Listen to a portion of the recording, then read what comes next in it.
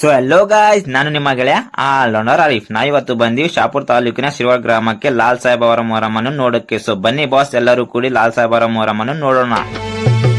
ಶಹಪುರ ತಾಲೂಕು ಶಿರ್ವಾಳ ಗ್ರಾಮದ ಮೊಹರಮ ಸಡಗರ, ಭಕ್ತರ ಉದ್ಧಾರ ಮಾಡಾಕ ಬಂದಾರ ಲಾಲ್ ಸಾಹೇಬ್ ಶರಣರ, ಸತ್ಯದ ಶಕ್ತಿಯ ಅವತಾರ.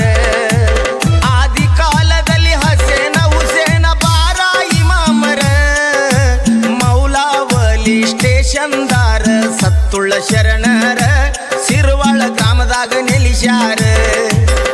ಅಂದಿನಿಂದಲೇ ಮೊಹರಮ ಮಾಡುತ್ತ ಬಂದಾರ ಊರವರ, ಇವರ ಭಕ್ತಿಗೆ ಮೆಚ್ಚಿ ಇಲ್ಲಿಗೆ ಬರಾಕ ನಿರ್ಧಾರ ಮಾಡ್ಯಾರ ಲಾಲ್ ಸಾಹೇಬ ಶರಣರ.